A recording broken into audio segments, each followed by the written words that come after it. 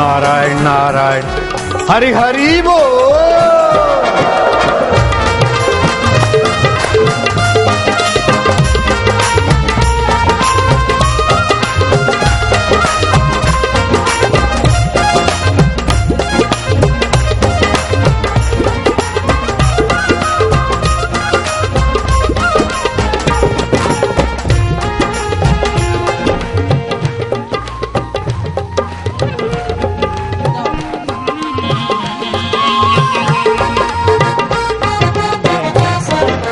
जय सिया राम जय जय सिया राम जय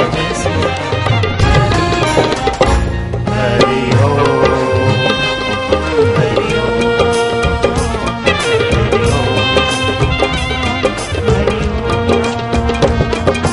मुनि मनरंजन भव भय भंजन ओम कलिमल हारण भव जगतारण मोह निवारक सब सुख कारक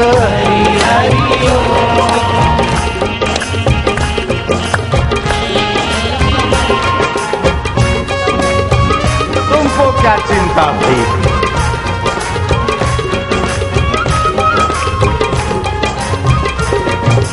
मंगल मंगल नाम हरि ओम ओम ओम ओम ओम प्रभु ओम प्यारे ओम मेरे ओम आनंद ओम माधुर्य ओम ओम ओम हा हा हा।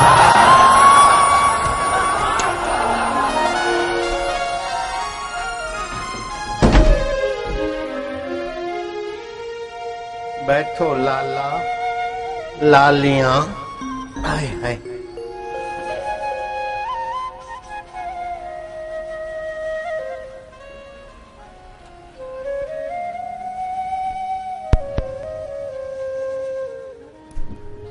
हरि ओम हरि ओम हरि ओम।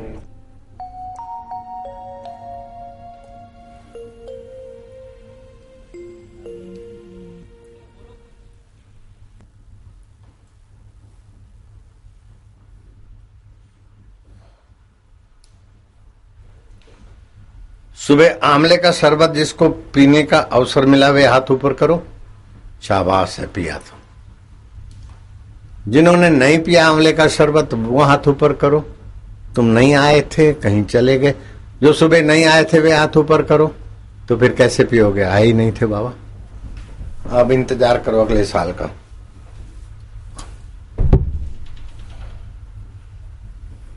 अभी वहां बेल का शरबत बांट दिया था और सुबह यहाँ गुरु दीक्षा में फल और मिठाई का मिश्रण। जो गुरु दीक्षा में थे और मिठाई फल का प्रसाद पाया वो हाथ ऊपर। नारायण ओम।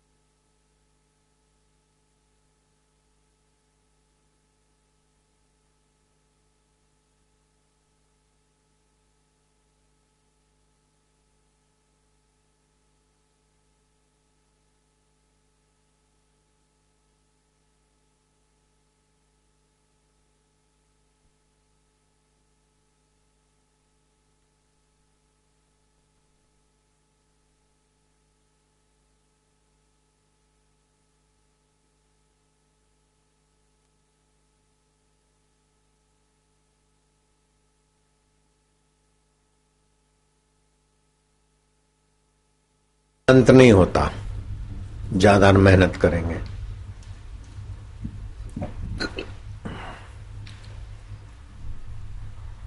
ट्रक ड्राइवरों जैसी मेहनत तुम कहां करते हो, लेकिन किसी ट्रक ड्राइवर को फ्लैट नहीं है, अच्छी जगह पे कार नहीं है, और जीवन में इतना कोई आदरणीय स्थान नहीं है।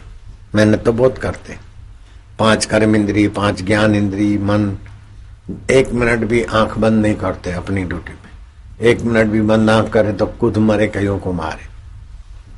लेकिन ज्यादा मेहनत करने से अथवा आलसी होने से दुख नहीं मिटता। दुख मिटाने का विद्या होती है। तम विद्या दुख संयोगात वियोगत योगत संगीतम। ये विद्या ऐसी है कि दुख का संयोग होने नहीं देती। जैसे जंगल में आग लगी तो तपन का संयोग नहीं करते हुए प्राणी जो तालाब में जा खड़े हो जाते, ऐसे ही दुख मिटाने की विद्या है। और सुख का उपयोग करने की भी विद्या है। सुख का उपभोग करेंगे वे दुख से बच नहीं सकेंगे। जो सुख का उपभोग करेंगे वो दुख से नहीं बच सकेंगे, चाहे ब्रह्मा जी स्वयं हो। क्योंकि ये एक सिक्के के 2 पहलू है। सुख भोगा तो दुख के लिए तैयार रहना पड़ेगा। सुख का उपयोग करें तो सुख की लालच चली जाएगी। सुख का उपभोग करेंगे तो दुख का भय बना रहेगा। श्री कृष्ण कहते सुखम वा यदि वा दुखम सयोगी परमो मता।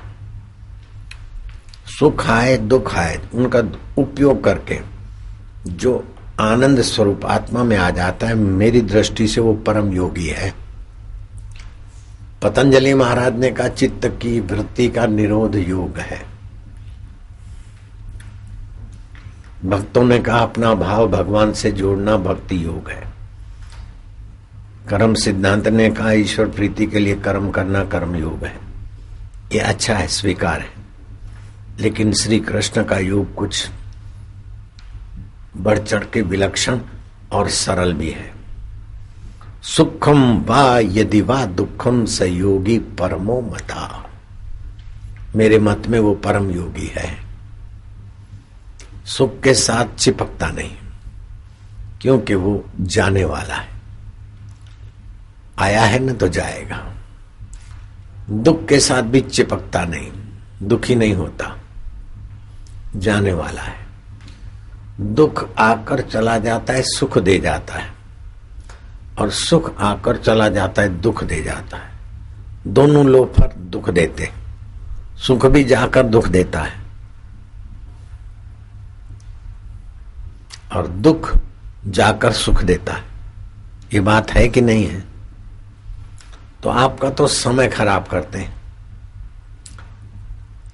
आपको नचाने वाले कौन मदारी हैं कि विश्व का सूत्रधार है। काम आकर आपको उत्तेजित करके ठुस करके चला जाता है। लोभ आकर आपको अधर्म कराकर अनुचित करा के चला जाता है। मोह आकर आपको खामखा परेशानी की घानी में पीड़ के चला जाता है। तो ये छोटे छोटे आवेग, जैसे बच्चा है ना, उसके आगे तुम खिलौने रखो, बिस्किट रखो, गुड्डे गुडिया रखो, तुच्छ चीजें रखो, और फिर हीरा रखो, सोने की लगड़ी रखो, तो बच्चा सोने की लगड़ी हीरे का मूल्य नहीं समझेगा, तुच्छ चीजों में ही उलझ जाएगा, क्योंकि छोटी बुद्धि है। ऐसे जो छोटे छोटे आवेगों में उलझता रहता है, उसकी छोटी मति गति उसको छोटा बनाकर कई योनियों में धकेल देती है। तो हीन शरणागति, जैसे कई ने मंथरा की बात मानी तो हीन शरणागति हुई। तो आप किसकी बात मानते, किस विचार से जुड़ते? तो सुमति कुमति सबके उर रहे, अच्छे और बुरे विचार सबके हृदय में रहते हैं। वेद पुराण निगम ऐसा कहें, वेद पुराण निगम ऐसा बोलते हैं। तो ये लोफरों के, मैं इन विकारों को लोफर बोल देता हूं, इन विकारों के आवेग में आकर आप उन संकल्पों के अनुसार करते रहेंगे तो आपको ये नोच के कहीं का नहीं रखेंगे। तो केवल बुरे विचार आते हैं ऐसा भी नहीं है, अच्छे विचार भी आते हैं। तो बुरे संकल्प और बुरे विचारों का न विरोध करो, न उनसे जुड़ो, उनको महत्व न दो। जैसे सड़क पर से कोई गंदी चीजें भी जाती है, कई ऐसे कचरा की गाड़ियां भी जाती, अच्छे लोग भी जाते हैं, सब चल रहा है, ऐसे उसको उपेक्षा कर दो। बुरे विचारों से लड़ोगे तो फंसोगे और उनके साथ जुड़ोगे तो बुरी तरह फंसोगे। उनसे उपेक्षा करो। और अच्छे विचारों में भी जो ईश्वर से जोड़े, समता से जोड़े, आनंद से जोड़े, अपने आत्म वैभव के तरफ ले जाए, उन विचारों को पकड़ लो। तो अशुभ संकल्पों को की उपेक्षा और शुभ संकल्प का वरण, इससे तुम्हारी शक्ति का ह्रास, असाधन कट जाएगा। शक्ति का ह्रास रुकेगा तो जो कुछ करो वो नफे में रहेगा। हम साधन तो करते लेकिन असाधन को भी होने देते। तो असाधन होने देते हैं तो साधन असाधन, साधन असाधन करते करते हम थक जाते हैं, जीवन पूरा हो जाता है। अन्यथा ईश्वर ने हमको इतनी सारी योग्यता दे रखी, इतनी सारी सूझबूझ दे रखी, इतना समय दे रखा है कि हम 10 बार साक्षात्कार कर सकते, 10 बार ईश्वर का दर्शन कर सकते, 10 बार परम धाम परम मोक्ष का अनुभव कर सकते। इतनी बुद्धि, इतना समय दिया है। लेकिन व्यर्थ का चिंतन, व्यर्थ का आकर्षण, व्यर्थ के संकल्पों को महत्व, इससे हम फिसलते जाते। तो अब क्या करना है कि अशुभ संकल्प, व्यर्थ का संकल्प, असाधन वाला, उसकी उपेक्षा कर दे। उपेक्षा करने की रीत है कि लंबा श्वास लिया, मैं भगवान का हूं, भगवान मेरे हैं, मुझे काम क्रोध लोभ मोह मद इन प्रेरणाओं से क्या लेना देना, मैं ईश्वर का हूं। हरि ओम ओम ओम ओम ओम ओम ओम, प्रभु जी ओम ओम, प्यारे जी ओम ओम, मेरे जी ओम ओम, राम राम राम राम, शिव शिव शिव, हरि हरि हरि हरि। प्रभु जी, ठाकुर जी ये आए हैं, ये आए हैं, राम ही आप ही बचाओगे। तुलसीदास जी ने बहुत ऊंचा प्रयोग किया और बताया भी सबको। मम हृदय भवन प्रभु तोरा, ये मेरा हृदय आपका भवन है। ताही बसे आई बहु बहु चोरा, इसमें बहुत चोर आ जाते हैं। मैं एकल अमित बटमारा, मैं अकेला हूं, पथिक हूं, को सुनत नाही मोर पुकारा, मेरी कोई पुकार नहीं सुनता। रघुनायक बेगी करो संभारा, जल्दी मेरी संभाल। मुझे भय हो ही अपारा, मुझे अपार भय होता है। क्या भय होता है कि यश अपयश हो ही तुम्हारा। मैं हूं तुम्हारा भक्त और कामी, तो आपका अपयश होगा। महाराज बेगी करो संभार, मैं आपका भक्त और क्रोधी लोभी मोही इन लुटेरों के हवाले लुटा जाऊं। महाराज संभाल लो, संभाल लो।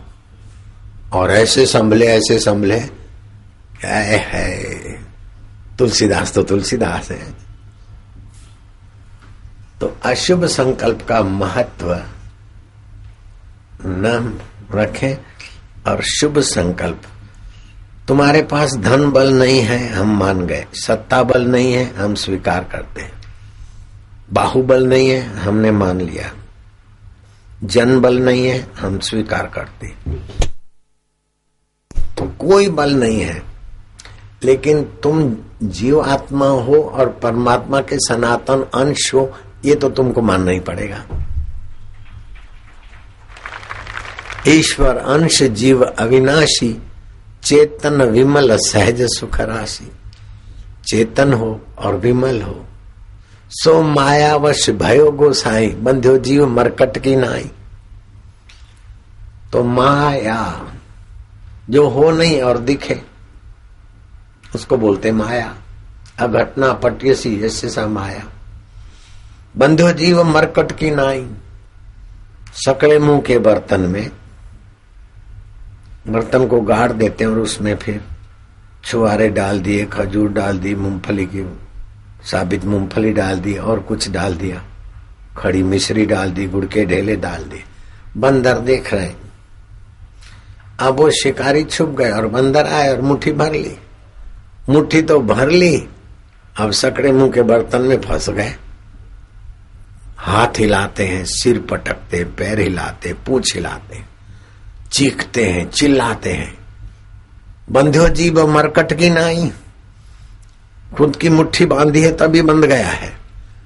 हाथ हिलाता है, पैर हिलाता है, सिर पटकता है, पूंछ पटकता है, जरा जरा उसका शरीर का पटकता है, सब कुछ करता है। ऐसा करते करते डबल भी कर लेता है, सिंगल भी कर लेता है, लेकिन जो करना चाहिए वो छूट जाता है। खाली मुट्ठी खोल दे, फिर मजे से एक एक नंग लेके खावे। तेन त्यक्ते न भुंजे था, त्याग से भोगे, पकड़ के ना भोगे। अब छोड़ना तो पड़ता है, लेकिन जब आता है ना मदारी, उसके गले में फंदा मार लगा देता है, बांध देता है और हाथ पे डंडा मारता है तो मुट्ठी खुल जाती। डंडा खा के मुट्ठी खोले, इसके पहले समझदारी से मुट्ठी खोले ना। उपनिषद कहती, ईशावास्य उपनिषद पहला मंत्र अथर्ववेद। ईशावास्यम मिदम सर्वम यत् किंचितम जगत्याम जगत तेन त्यक्तेन भुंजिता मां कश्चित् गिरिधनम। ये सारा जगत ईश्वर की सत्य चित्त आनंद परमेश्वर की सत्ता से ओतप्रोत है। त्याग से जियो, पकड़ो मत किसी बात को। जो बीत गया बीत गया, बीते हुए को याद करके क्यों समय खराब करते। जो बीत गई सो बीत गई, तकदीर का शिकवा कौन करे। जो तीर कमान से निकल चली, उस तीर का पीछा कौन करे, क्यों करे, कब तक है। बीता हुआ है, हरिओम तत्सत और सब गप सब। बीते हुए में मन को न भटकने दो, और भटकता है तो जाओ भटक, मैं तो भगवान का हूं, अपने आप चुप हो जाए। श्वास अंदर गया, भगवान का नाम बाहर आया तो गिनती। बीते हुए में भटकान नहीं, भविष्य में भटकान नहीं, और वर्तमान के विकल्पों में उलझेगा नहीं। सम्यक वृत्ति हो जाएगी। श्वास अंदर गया, भगवान नाम बाहर आए तो गिनती। इसको कबीर जी ने कहा, ऊंची साधना है। माला श्वासो श्वास की जगत भगत के बीच, जो फेरे सो गुरुमुखी, ना फेरे सो नीच। जो नीचे विकारों में और नीची कल्पनाओं में उलझाए, वैसी ऊंची साधना नहीं कर सकता। अगर करता है तो फिर वो छोटा साधक, नीचा साधक नहीं रह सकता, वो ऊंचा साधक है, उसकी बड़ी वडियाई है। अभी पर्दे नहीं खोलना, हाँ थोड़ी धूप है, कुछ मिनट रुक के फिर पर्दे खोलना। तो एक तो श्वासोश्वास की साधना। पहला काम है कि नीच संकल्पों की उपेक्षा, और फिर भी नीच संकल्प गिराते तो भगवान के नाम का सुमरण और भगवान के गले पड़ो। माँ माँ माँ, माँ के गले पड़ा, बेटा सुरक्षित हो गया। माँ नहीं उठती तो बाप उठेगा, माँ बाप नहीं उठे कहीं चले गए तो दादा दादी आएगा, नाना नानी आएगा, पड़ोसी आएगा। माँ माँ माँ, राम राम राम राम राम, ए राम राम राम राम राम। मेरे एक मित्र संत थे, वैष्णव थे, अहमदाबाद से होगा अंदाजन 50 से 70 किलोमीटर के बीच वरसोड़ा गांव। छोटी सी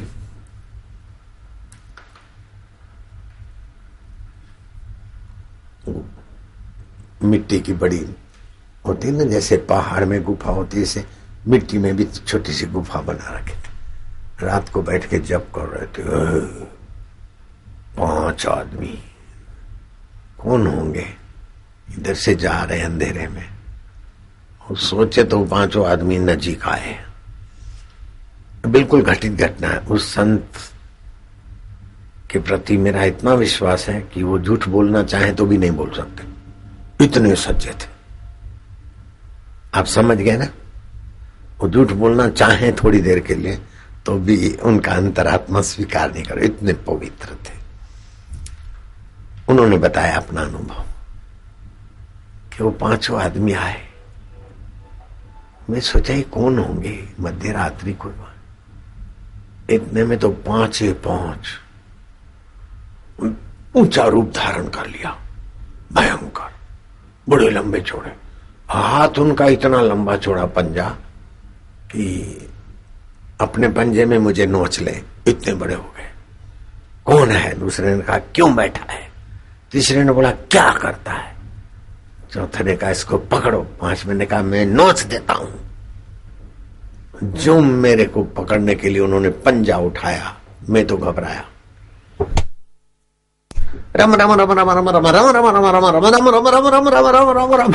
ऐसा लगा कि आप अपने में जितनी शक्ति है उतना दौड़ो नहीं दौड़ सकते, लेकिन कोई पिस्तौल लेके पीछे पड़े तो फिर जितनी शक्ति उससे भी ज्यादा दौड़ लोगे। भय भी न हो न प्रीति कहोगे। मैं तो आंखें बंद करके राम राम राम राम राम राम राम राम राम इतना जल्दी जल्दी जप और इतना आर्त भाव से हो गए कि ऐसा कभी हुआ ही नहीं। थोड़ी देर बीती, 15-25 मिनट बीते होंगे। धीरे से आंख खोली तो 5 भयंकर काल रूप, 5 को कुंडल दीप्यमान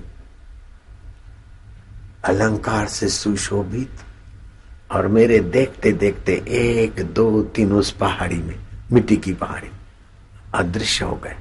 4 तो चले गए, 5 में 1 पैर बाहर, 1 हाथ बाहर और सिर बाहर, बाकी का आधा हिस्सा उसमें पहाड़ी में। बोले डरना नहीं, हम गंधर्व थे, घूमने आए, तेरी परीक्षा ले रहे थे। जो शैव भक्त है उनको पता है कि पुष्पदंत नाम का गंधर्व आता था और राजा के बगीचे के सुंदर सुहावने फूल ले जाता था।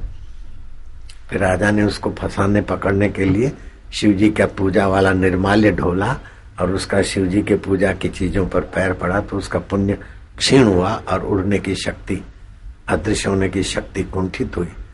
और प्रभात को देखा कि इस शिव निर्माल्य बेली पत्तों पर और शिव जी के पूजा किए हुए जल पर पैर पड़ा है। महेशा नाम परो देवो महिमो नाम परास्तुति अघोरा नाम परो मंत्रो नास्ति तम गुरु परम। पुष्पदंत उवाच अथ महिमा स्तोत्र पाठ। जो लोग जानते सुना है तो हाथ ऊपर करो, शिव भक्तों को पता है। तो गंधर्व की सृष्टि है, देव हैं, यक्ष हैं, गंधर्व हैं, किन्नर हैं, लेकिन इन सभी देव यक्ष गंधर्व किन्नरों में सभी में रमने वाला तुम्हारा अंतरात्मा, तो सभी का अंतरात्मा है। उसको तत्ववेता ओम स्वरूप बोलते हैं, रामवादी राम बोलते हैं, कृष्णवादी कृष्ण बोलते हैं, आत्मवादी आत्मा बोलते हैं। तो वही परमेश्वर सत्ता। तो उस परमेश्वर सत्ता का आश्रय लिया। हे प्रभु, हे दयालु, सद्बुद्धि। तो जब भगवान की शरण लेता है तो भगवान बोलते हैं देवी हेषा गुणमयी मम माया दुरतया।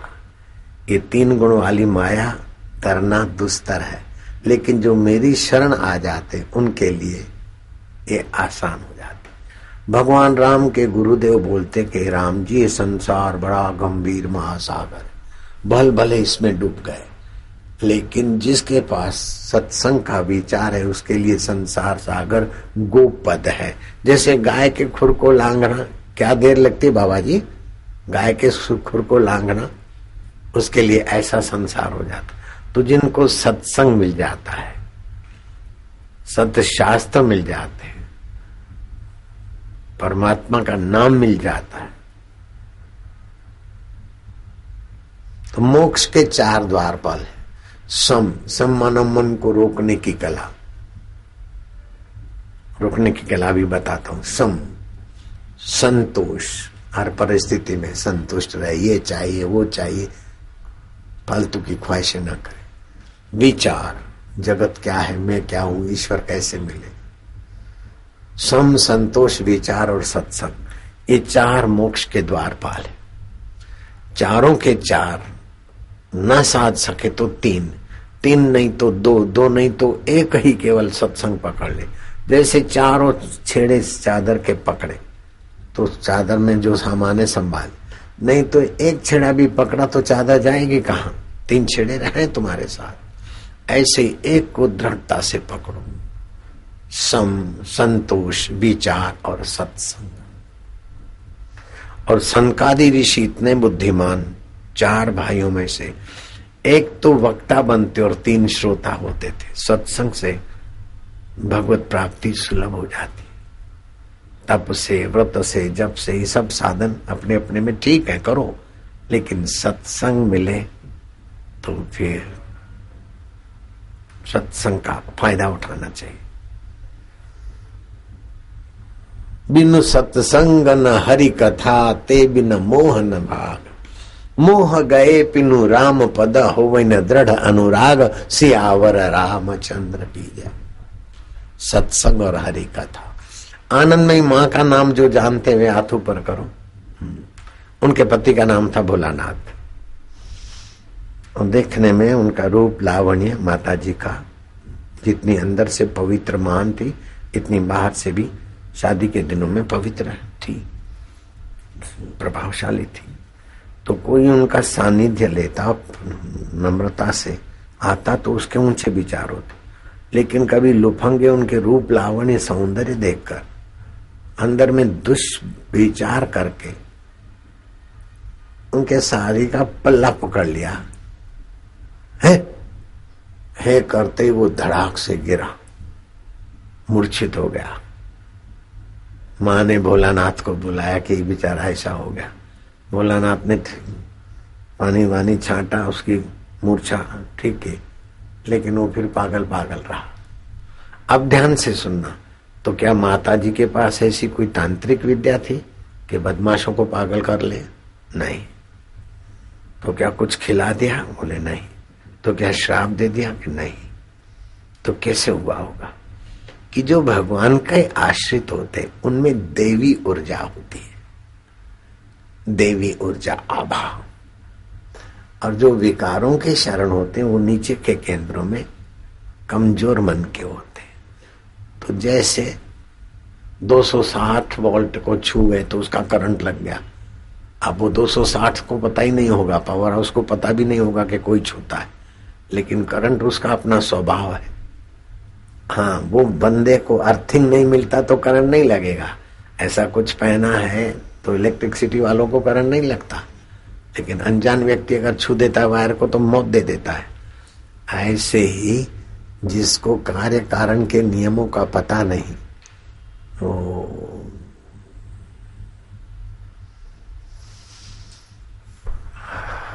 अब मुझे इस संदर्भ में एक घटित घटना आती याद। मथुरा का राजा, पिता ने राज तिलक भी किया और शादी भी कराई। काशी नरेश की कन्या कलावती पत्नी हुई। दशाहर राज्य गद्दी पर बैठा और शादी कर लाया। अपनी पत्नी को बोलता है कि आप आ जाना मेरे कमरे में। बाट देखते देखते दशाहर मथुरा नरेश थका, देखा तो कलावती अपने कमरे में बैठी है ध्यान मग्न। जो ही कलावती के लंबे रेशम जैसे बालों को सहलाते हुए कलावती एक जर्क लगा, शॉट लगा, ये क्या क्या जादू है तेरे में। फिर धीरे से उसके कुल्हे को स्पर्श किया तो वहां धक्का लगा, दूसरे हाथ को स्पर्श किया तो लगा। कलावती मैं क्या देख रहा हूं, ये क्या है? बोले राजन आप तो सब जानते, माया समझ लेना हरामी से हरामी व्यक्ति को कैसे वश किया जाता है। वो था तो हरामी, लेकिन राजन आप तो सब जानते, क्योंकि सभी का आत्मा सब जानने वाला ज्ञान स्वरूप है, बखान सबको प्यारे लगते। आप तो सब जानते हैं, तू आई क्यों नहीं कि स्त्री मासिक धर्म में हो तो पुरुष का स्पर्श उसके लिए और पुरुष के लिए हानि करता है, तो क्या तू मासिक धर्म में थी? बोले नहीं नाथ, झूठ बोलने से गृहस्थी धर्म का भविष्य अंधकार में होता है, मैं आपसे झूठ क्यों बोलूंगी, मासिक धर्म में नहीं थी। लेकिन स्त्री बीमार हो तो पुरुष और स्त्री का संपर्क दोनों को नुकसान करता है, तो क्या तू बीमार है? नहीं नाथ मैं बीमार भी नहीं। तो उसकी सच्चाई पर वो फिदा होता गया और ज्ञान उसमें भरती गई कलावती। तो तू बीमार भी नहीं थी, मासिक में भी नहीं थी, तो क्यों नहीं आई? नाथ मैंने गुरु जी से दीक्षा ली हुई, तो मेरे जप के प्रभाव से मेरी ऊर्जा तेजोमय है। दुर्वासा ऋषि से मैंने मंत्र लिया,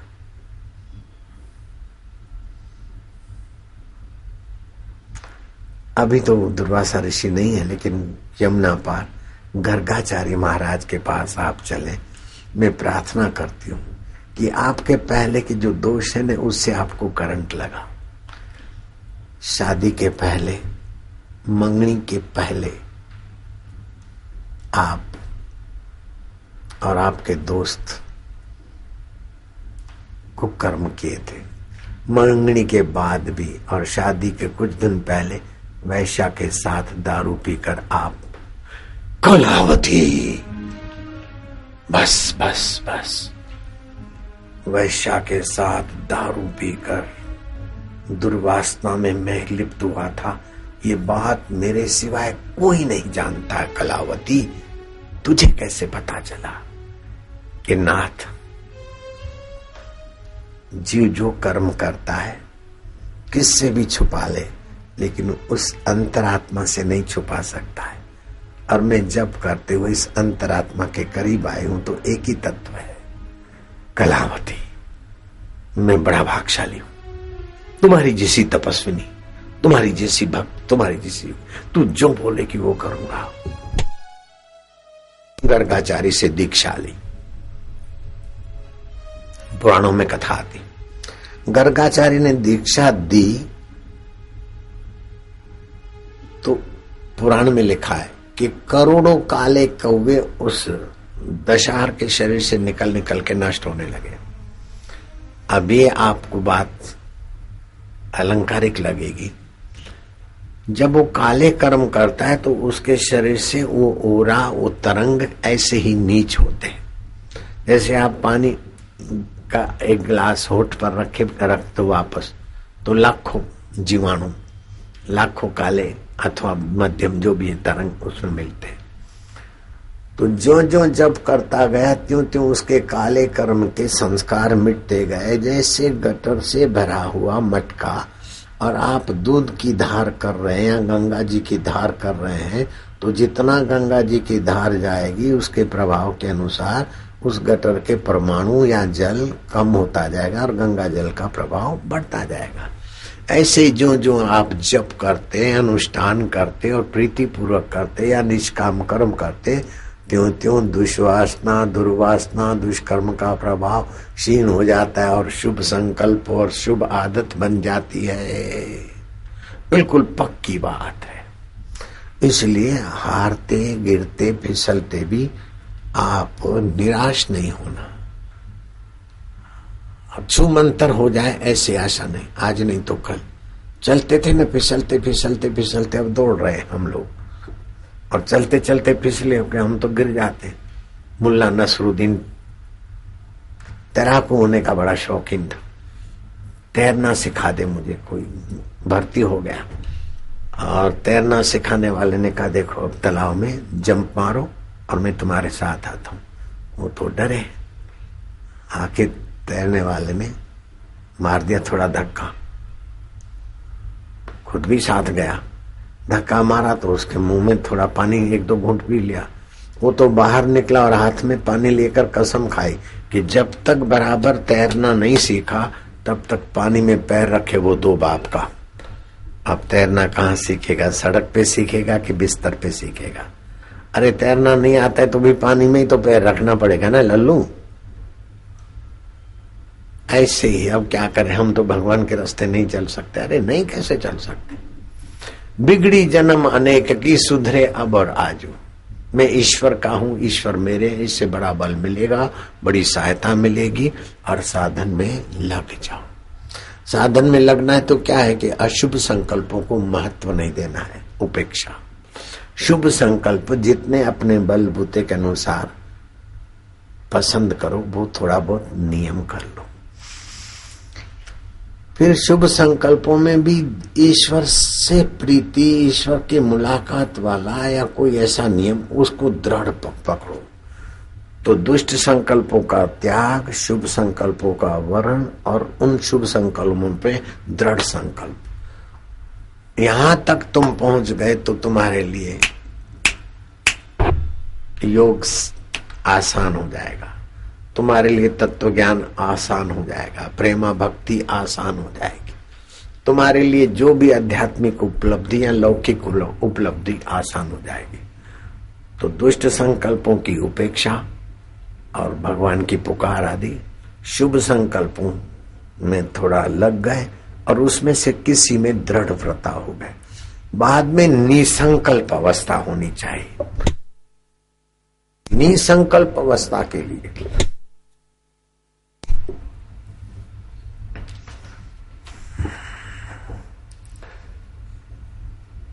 कोई मेहनत नहीं करनी है।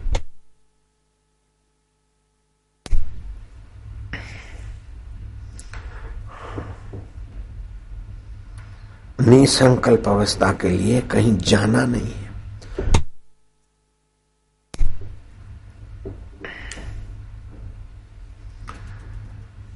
अपने व्यक्तिगत शारीरिक सुख के संकल्प को छोड़कर भगवान में विश्रांति पानी है।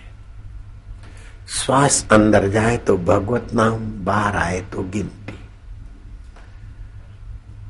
इसको बोलते हैं श्वासोश्वास की माला। श्वास अंदर गया तो ओम, बाहर आए तो एक, अंदर गया तो शांति, बाहर आए तो दो।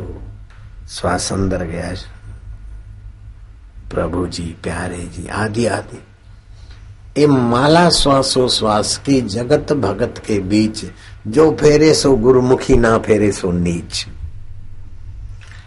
इससे आपकी कितनी भी बुरी आदतें हो, कितनी भी कमजोरियां हो, कुछ भी हो, मन को विश्राम मिलेगा।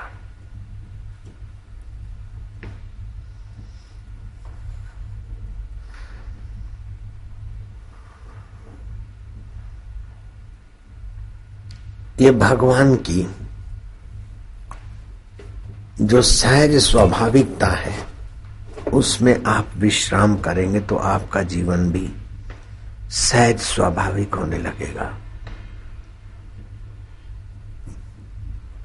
तो अपनी निर्बलता मिटाने के लिए विकारी संकल्पों की उपेक्षा,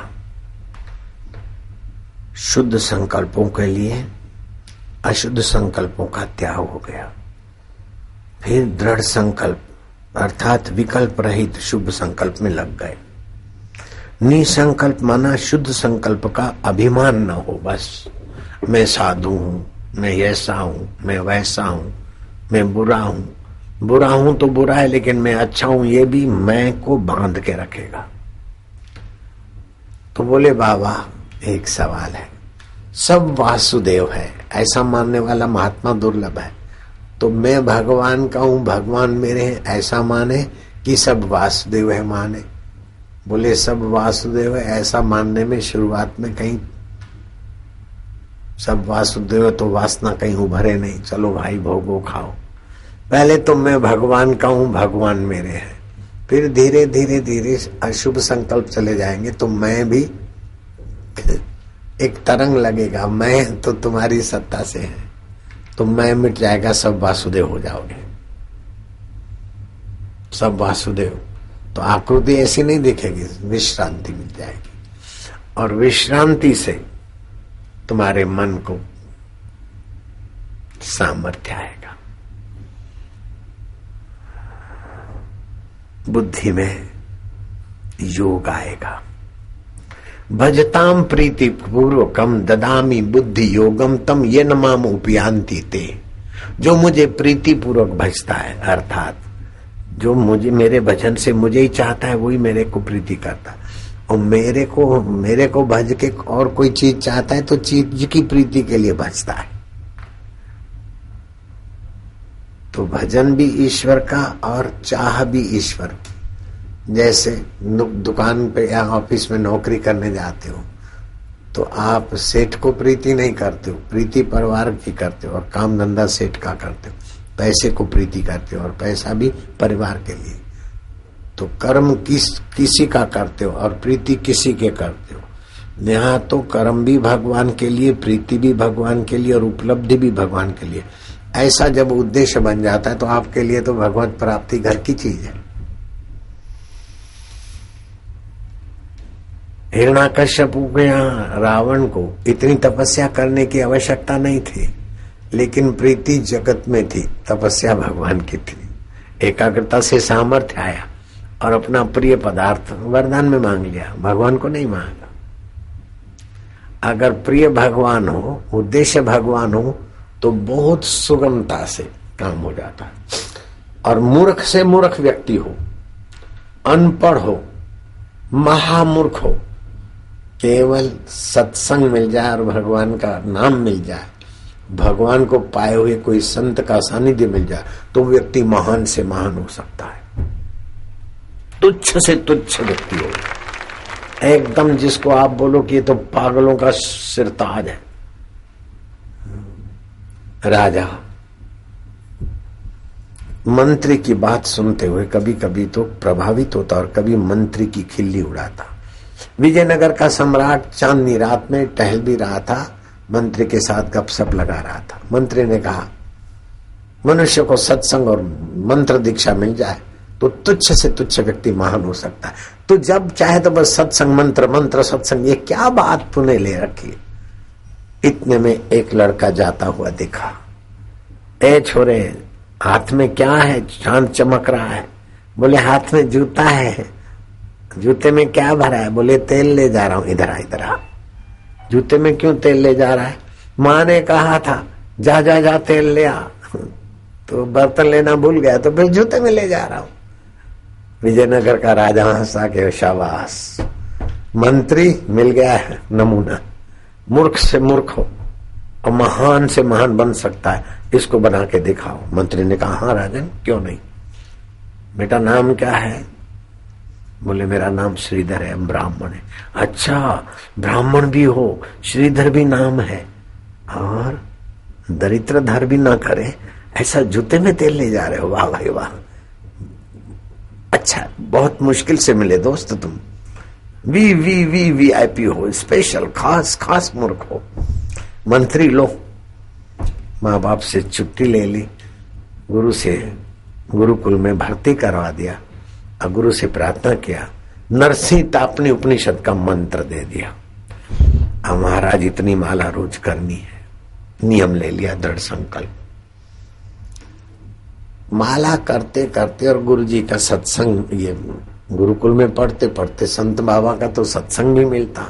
तो भगवान सबके पालनहार है, सबकी उन्नति के लिए भगवान की लीला है और भरता भोगता महेश्वर है।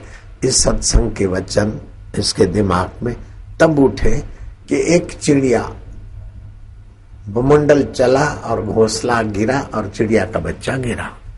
कल ही वो अंडे से बाहर आया, अभी पंख नहीं फूटे, तेरा सामू और लपक लपक लपक। सोचा कि अब इसका भगवान भरण पोषण कैसे करेंगे, और सबकी उन्नति भगवान करते। तो कैसे उन्नति होगी यहाँ? ये प्रश्न उठा। इतने में दो मक्खियां आपस में लड़ी और भूं करती हुई उसके मुंह में घुसी और लपकाता हुआ मुंह बंद हो गया। वो चिड़िया के बच्चे को तो एकदम बढ़िया डिनर मिल गई, हलवा मिल गया उसके लिए।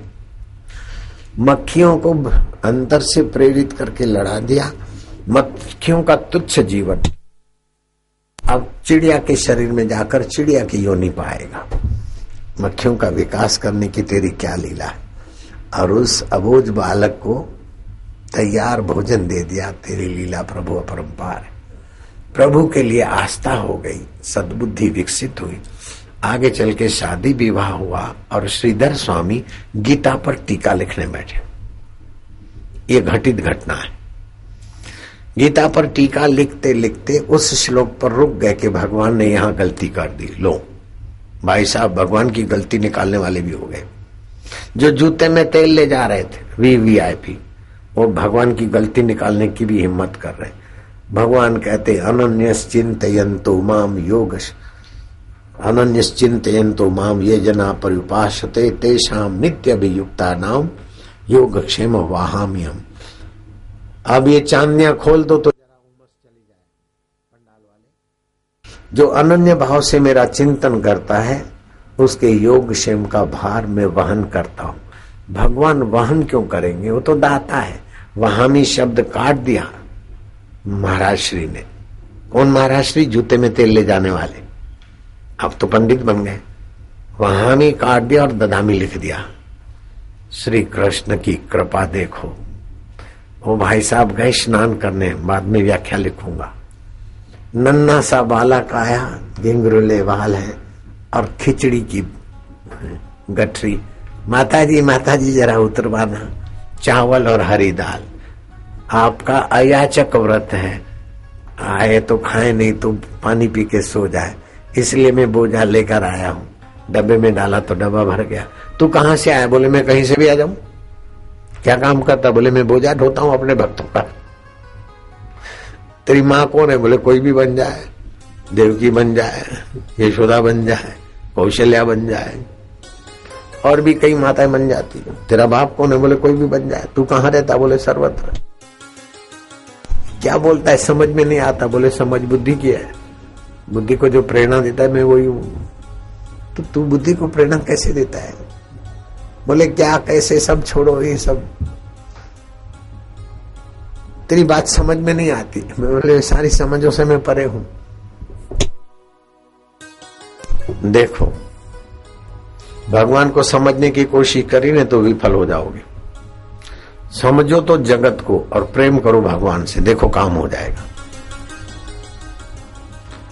जगत को अगर समझोगे तो जगत असार है, झूठ है, कल्पित है। और भगवान को समझोगे तो भगवान इतने सीमित नहीं कि तुम्हारी बुद्धि की कटोरी में आ जाए। हरि अनंत, हरि कथा अनंत। असीम को तुम बुद्धि, नन्ही बुद्धि से समझोगे। तरंग सागर को समझे नहीं, सागर में लीन हो जाए तो तरंग सागर है। और तरंग सागर को मापने गई तो पैदा होके मरेगी, फिर पैदा होगी, फिर मरेगी। सागर का छोर मोर नहीं लेगी। तरंग रुक जाए, अपने को समझे तो सागर को समझेगी।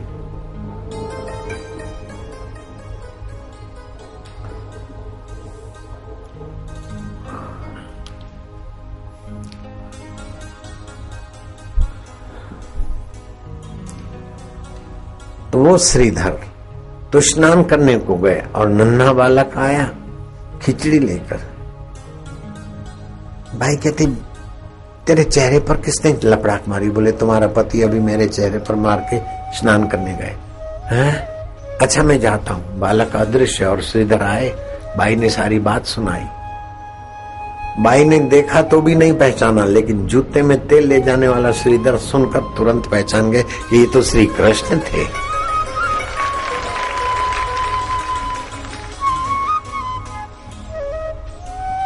तो जो मूर्ख से मूर्ख है उसको भी सत्संग और जप मिल जाता है। तो अपने जीवन में अशुभ संकल्प के प्रति उपरती, शुभ संकल्प में दृढ़ता, और फिर निसंकल्प नारायण में विश्रांति। तो निसंकल्प नारायण में अर्थात शुद्ध संकल्पों का अभिमान न होना, ये निसंकल्पता अवस्था है। विकल्प रहित शुभ संकल्प दृढ़, उस जो विकल्प रहित संकल्प है उसे बोलते हैं दृढ़ संकल्प। भजन्ते माम दृढ़ व्रता, अपने जीवन में कुछ दृढ़ता होनी चाहिए। ऐसे वातावरण में, ऐसे संग में न रहे कि साधु असाधु हो जाए। हे राम जी, शादी विवाह में अगर साधु जाता है तो साधु भी असाधु हो जाता है, और विवेक वैराग्य से शमशान में असाधु भी जाता है तो साधु बन जाता है। इसलिए खान पान, कई लोग ऐसा संभोग से समाधि वाला साहित्य पढ़कर उसी रास्ते बेचारे फिसल जाते हैं। लेकिन मनोवैज्ञानिक जोंगो ने कहा कि फ्रायड का मनोविज्ञान कोई उसकी आखिरी उपलब्धि नहीं, वो खुद अशांत होकर मरा। फ्रायड का मनोविज्ञान पढ़कर कई लोगों को भूत लगा और दृष्टांत देकर संभोग से समाधि के रास्ते चले, तो आचार्य में से भगवान और भगवान में से ईश्वर क्या क्या क्या हो गए, उलझ गए, नाम बदलने पड़े अपने। काहे को? कबीर जी का नाम तो कबीर जी रहा, रामानंद जी का नाम तो रामानंद जी रहा। अपने जीवन में दृढ़ता होनी चाहिए। तो दुष्संकल्प से उपराम शुभ संकल्प में दृढ़ और विकल्प रहित शुभ संकल्प अर्थात निसंकल्प नारायण में विश्रांति। योगी का योग, भक्त की भक्ति, ध्यानी का ध्यान, कर्मी का कर्म सफल हो जाएगा। खाली तीन ही तो बात है, दुष्ट संकल्प के समय पुकार और उपरामता, शुभ संकल्प में दृढ़ता, और निसंकल्प नारायण में सहज में आ जाओगे। साधन करते करते कुछ मस्ती आई, फिर भगत लोग बन जाते हैं, धीरे धीरे असाधन होने लगते। जरा इतना कर लिया तो क्या, जरा इतना कर लिया। एक साधु थे, वाह वाह वाह, नारायण स्वामी उनका नाम था। गुजरात में भावनगर है, भावनगर से श्योर आदिया करके 40 किलोमीटर दूर कोई अच्छी वो जगह में जाके भी आया। अरे माया आई, माया आई। कमरे में चले जाते, शिव जी के मंदिर पास में था, तो उस मंदिर की जो जगह थी चले जाते। इतने में कोई आ गया गिरनार का जोगी बाबा। इधर भीड़ भाड़ है, गिरनार ऐसा है ऐसा, वो चले गए गिरनार। अब वो गिरनार के जोगी बाबा के साथ धीरे धीरे बाबा सुल्फा पीने लग गए, सिगरेट पीने लगे, और धीरे धीरे दुष्संकल्पों ने ऐसा प्रभाव डाला कि संग का रंग लगता है। अब महाराज ऊपर से फिर पहले की साधना की मस्ती भी थी, सद्गुण भी थे, अपने आप पर ग्लानि आई और आत्महत्या करके मर गए।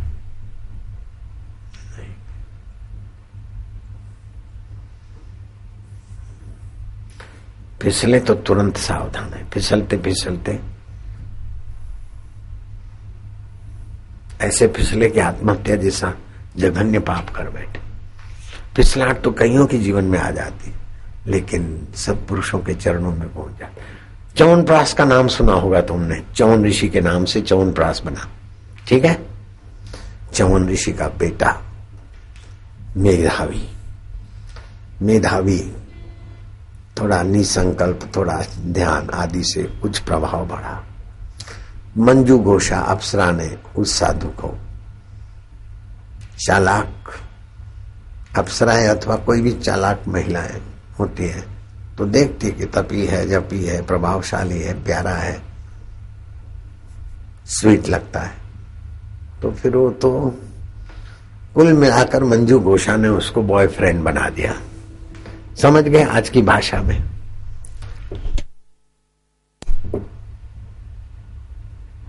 आप समझ गए साधु बाबा के? अभी और खोल के बताऊं, मतलब आपस में पति पत्नी होकर रहने लग गए। जब समय बीता और वो साधु का ओज बल तेज धीरे धीरे नाश हुआ, मंजू घोषा ने देखा कि अब इनके पास है क्या। अच्छा नाथ, मुझे जाने की आज्ञा दीजिए। बोले अभी तो आइए, मत जा। पहले तो परहेज करते थे, लेकिन अब उसके बिना रह नहीं पाते। कितनी दीनता आ गई, अशुभ संकल्प ने कितनी बुद्धि मार दी। बोले कितने वर्ष बीत गए, ध्यान लगा के तो देखो। ध्यान लगा के देखा तो अरे इतने सारे वर्ष।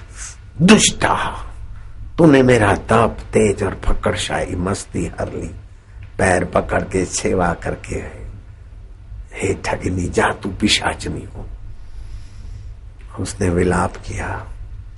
अब ये हारे गले, आंखें अंदर चली गई, गाल अंदर बैठ गए। पहले की हंसी नहीं रही, वो तो हिजड़े भी करते रहते। तब तेज चला गया, फिर ही करा तो साधु की हास्य और मधुर दृष्टि कहाँ, और खाली खोखले की ही की क्या कीमत। मेघावी ऋषि अपने पिता चवन ऋषि के पास गए। पुत्र जैसे राजा राजहीन, लक्ष्मीहीन, प्रभावहीन हो जाता है, ऐसे तुझको किसने परास्त कर लिया? तेरे आंखों में चमक नहीं है, चेहरे पर माधुर्य नहीं है, तू निस्तेज हो गया है। कैसे दुष्कर्म में, कमर तोड़ दुष्कर्म में तू किसके द्वारा ठगा गया? पिताश्री मंजू घोषा सारी बात सुना दी। पिता ने लंबी श्वास ली। पुत्र, अब बहुत घाटे में आए हो, अब एकांत वासु लघु भोजना दो, मौनम निराशा करणावरोधा। दुष्ट संग तो छोड़ो, निसंग रहो। असंग शस्त्रे न दृढ़े न चित्वा। एकादशी का उपवास बोलो, एकादशी पापनाशिनी, पाप मोचनी एकादशी का उपवास। फिर मंजू घोषा को भी उसने ये रास्ते लगाया। तो फिसलना अपराध तो है, लेकिन फिसल के न चलना ये तो महान कायरता है। लेकिन साधु को अंतरात्मा की आवाज से कोई फिसलता हो तो बचाना भी अपना कर्तव्य है। शुभ संकल्प, स्नेह, प्यार देके भी कोई फिसलता हो और आप प्रसन्न हो रहे तो आपका हृदय अभी साधुताई से दूर है। कोई फिसलता है तो उसको बचाओ, हाथा जोड़ी करके भी। पाप मोचिनी एकादशी मंजू घोषा ने भी की और वो विकारों के प्रभाव से बची। पाप मोचिनी एकादशी अपने शास्त्रों में एक से एक उपाय। कभी फिसले हो तो फिसलाहट को याद करके फिर फिसलो नहीं। पाप मोचिनी एकादशी का व्रत करके दृढ़ हो जाओ।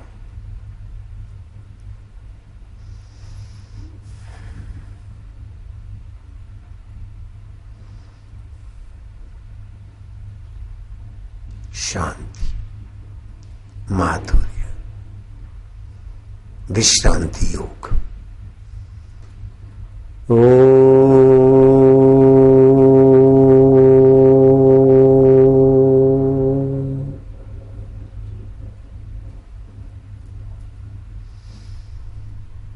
हरि ओम।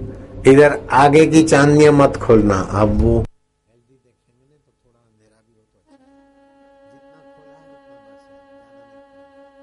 जोगी गोरखनाथ अपने गुरुजी के साथ यात्रा करते थे। कनक गांव के नजीक शांत वातावरण देखकर मच्छिंद्र नाथ ने कहा कि वत्स, तुझे जो मैं विद्या बताई है संजीवनी, उसके मंत्र की सिद्धि का ये निरापद स्थान है।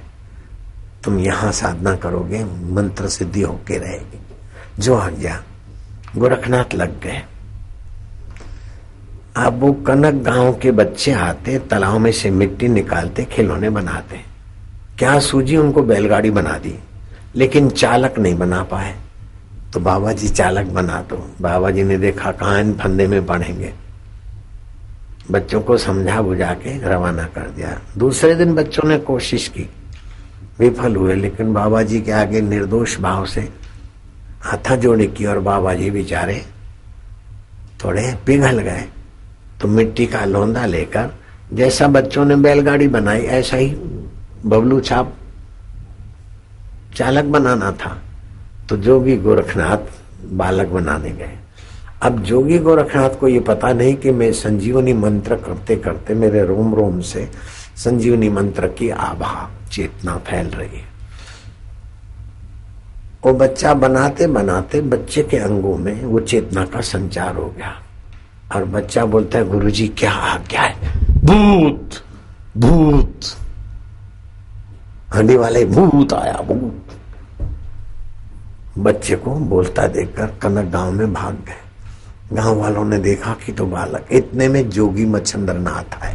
गांव से दूध मंगाया और मिट्टी के पुतले को दूध पिलाया। पत्थर की मूर्तियों ने दूध पिया कुछ वर्ष पहले।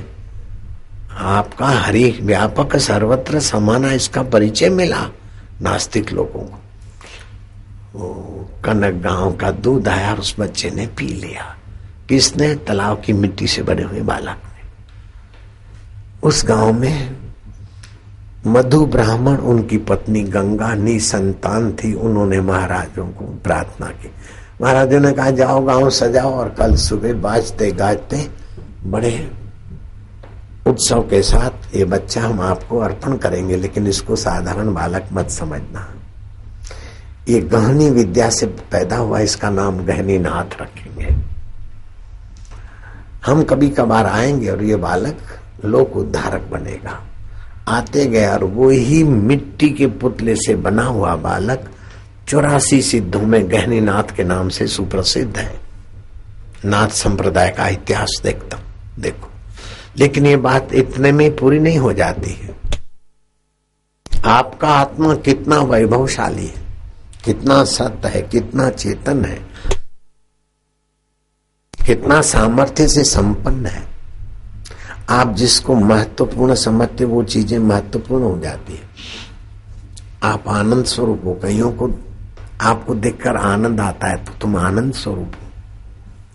कईयों को सुख मिलता है, तुम सुखरूप हो। कई देखकर आपसे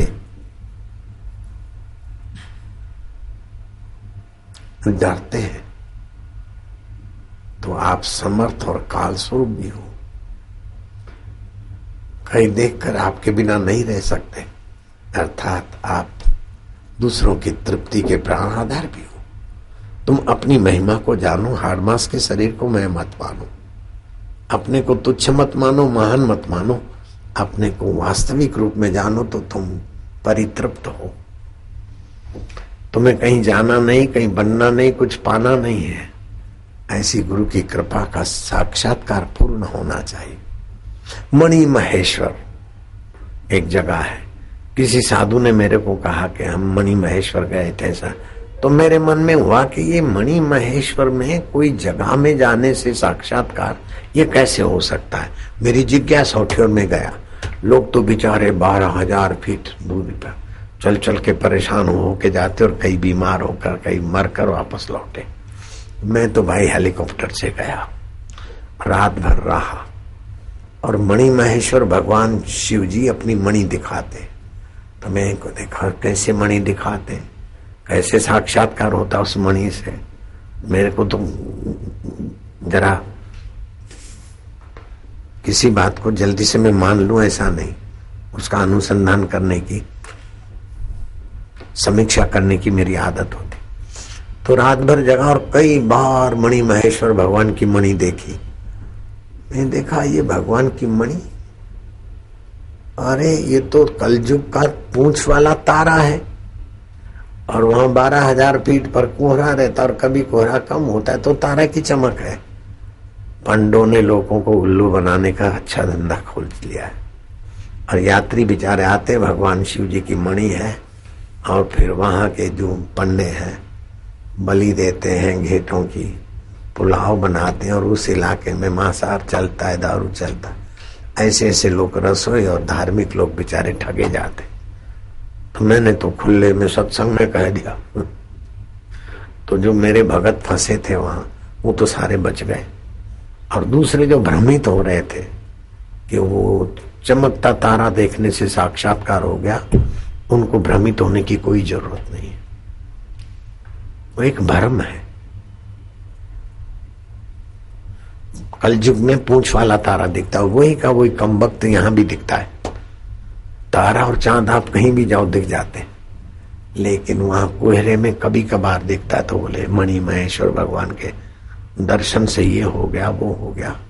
ये आपके चित्त का संकल्प है, पूर्ण है। भगवान कृष्ण कहते हैं तत्विद्धि प्रणिपाते न परिप्रश्न न सेवया। कृष्ण साथ में थे तो मणि पूंछ वाले तारे को मणि मानकर आप भगवान की कृपा मान रहे हो तो भ्रम में हो। श्री कृष्ण साथ में थे, फिर भी अर्जुन को तत्व ज्ञान के उपदेश के बिना पूर्णता का अनुभव नहीं हुआ। पूंछ वाला तारा देखने से अगर साक्षात्कार होता है तो वहां मांसाहारी सारे बैठे हैं और लोग रोज देखते हैं।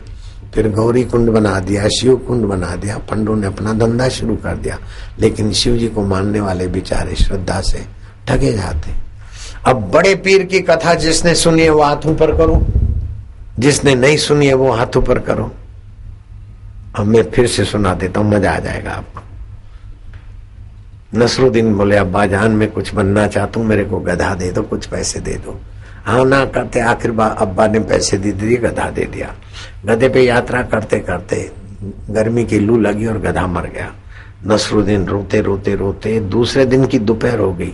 जनाबे आली तेरे बिना मेरी जीवन की नैया खाली, जाग जाग क्या हुआ तेरे, मेरे बोझे से थक गया, उठ अब मैं थोड़ा चलूंगा, थोड़ा बैठूंगा, उठ यार उठ। बार बार उसको आलिंगन करे। लोगों ने देखा कि पागल छोरा मरे हुए गधे को चिपक रहा है, कहीं बीमारी न लग जाए। खड्डा खोद के गधे को दफना दिया, अगरबत्ती लगा दी। कोई नेता छोटा मोटा था, उसने एक चादर चढ़ा दी, किसी ने कुछ रख दिया। अब दूसरे लोग भी मजाक मजाक में जरा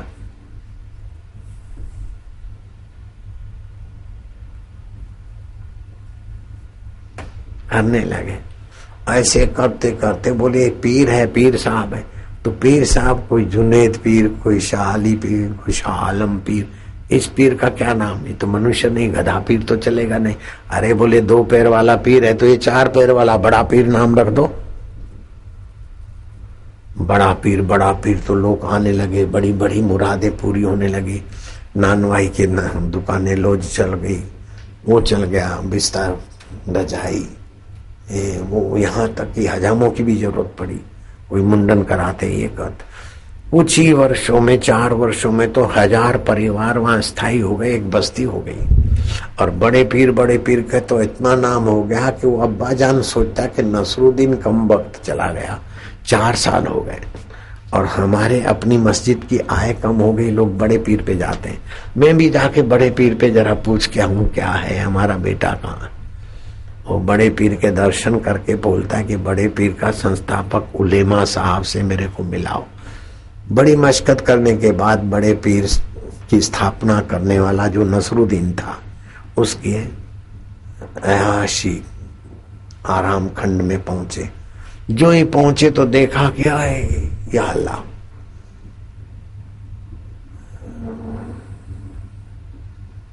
उलेमा साहब गुस्ताखी माफ हो, आधा बरस।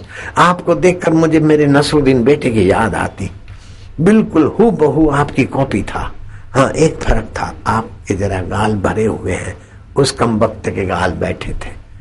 लेकिन ऐसे ऐशी जिंदगी में तो गाल उसके भी अच्छे हो सकते थे। मुझे अपने बेटे की याद आती। जोर से नसरुद्दीन हंसा, अब्बा जान खा गए ने धोखा, मैं वही नसरुद्दीन हूं। अरे कमबख्त, गधा लेके गया, 4 वर्ष हुए, क्या है? उसने सारी बात बताई। उसी गधे का चमत्कार है, ये अल्लाह की रहमत है, उसी के नाम से सारा हो गया है। अब बताओ ये खुदा की रहमत है कि गधे की रहमत है, अथवा लोगों की अंधश्रद्धा है? आप ही बताओ। जैसे नसरुद्दीन का गधा पूजा जाता है, ऐसे ही वहां पूंछ वाला तारा शिव जी की मणि महेश्वर होकर पूजा जाता है। आप जैसे साधु भ्रमित कैसे होते हो? जरा विवेक जगाओ। पूंछ वाला तारा देखने से साक्षात्कार कैसे हो सकता है? इसीलिए बोलते हैं संतों के संग में अपने से ऊंची बड़ी उम्र। मैं राम सुखदास जी महाराज के पास जाता, घाट वाले बाबा से संपर्क किया, हवा पीकर रहने वाले योगियों का संपर्क किया, अदृश्य होने वाले योगियों से। और मेरे गुरुजी नीम के पेड़ को आज्ञा दिया, नीम का पेड़ चल पड़ा। ऐसे गुरुजी का मैं चेला रहा। और मेरी नानी मर गई और यमराज से प्रश्न उत्तर करके फिर से जिंदी हुई 39 साल। जी ऐसी नानी का मैं धोता लगता हूँ, संभल के रहिए भैया। नीम के पेड़ को चला दे, ऐसे गुरु का चेला हूँ।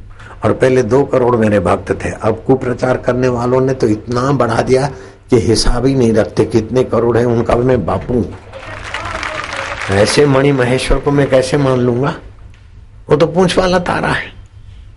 शिव जी की मणि है ऐसा कोई साबित करके दिखा दे तो मैं अपने करोड़ों शिष्यों सहित उसका शिष्य हो जाऊंगा।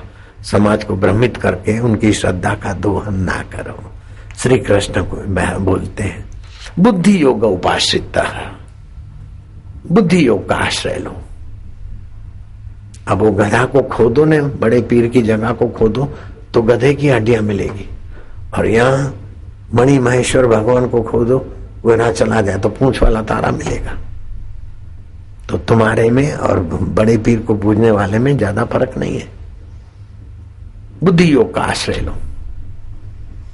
मैंने ऐसे ऐसे साधुओं को देखा, आला क्यों करके डंडे को दबाए तो पानी की धार। मैं तो हाथा जोड़ी करूं, फिर जिज्ञासा की देखा तो मुंह में कुछ रखते और उसकी थूक से भरा हुआ, फिर उसको दबाते तो पानी की मुद्दे धत्ते रेखी। और ऐसे कई ठगों को भी मैंने पोल खोल दिया।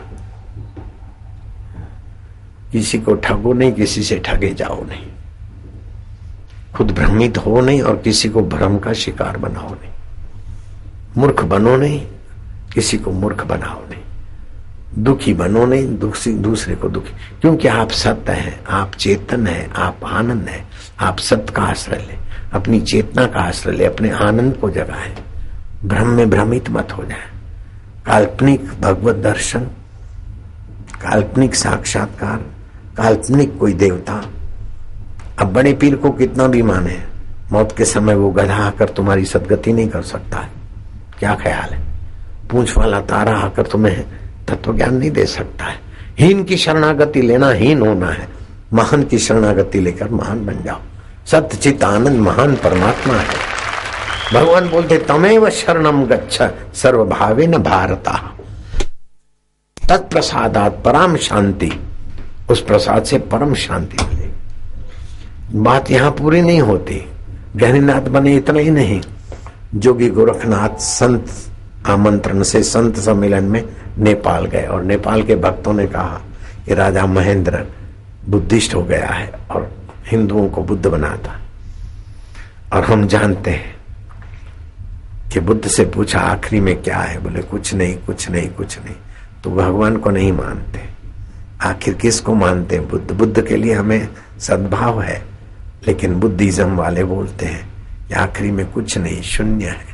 तो जगत गुरु शंकराचार्य ने शास्त्रार्थ किया, कुछ नहीं शून्य है। तो शून्य पर प्रकाश है कि स्वयं प्रकाश है? शून्य अपने को शून्य जानता है? बोले वो तो अपने को नहीं जानता है, तो वो तो जड़ हो गया। तो शून्य है ये कौन जानता है? उसको खोजो तो वो चैतन्य है। तो शंकराचार्य का हाथ ऊपर हो गया, शंकराचार्य विजय हो गए। लेकिन अब महेंद्र को ये ज्ञान कौन देवे? हम सनातनियों को बुद्धिस्ट बनाता है, शून्यवादी बनाता है। हम भगवतवादी हैं, चैतन्यवादी हैं, शून्यवादी नहीं है।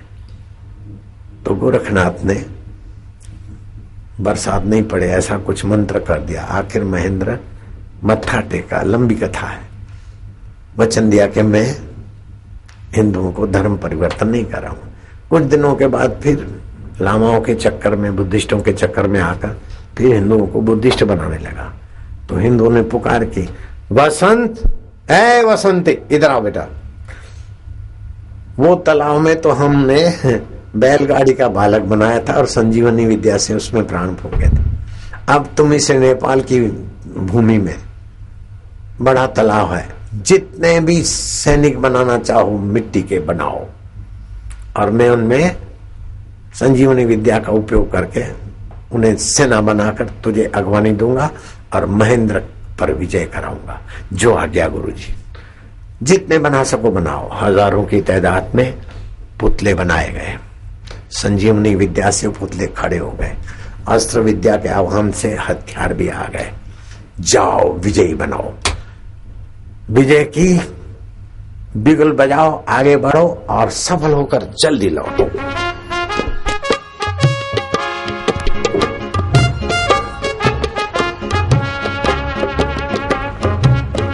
महेंद्र के राज्य में पहुंचे बसंती ने कहा, हिम्मत करो, एक शेर डजनों हाथियों को मार भगाता है, ऐसे ही महेंद्र की सेना पर टूट पड़ो जवानों, गुरु की कृपा साथ में है। औलाद निरंजन दे दे दे दे।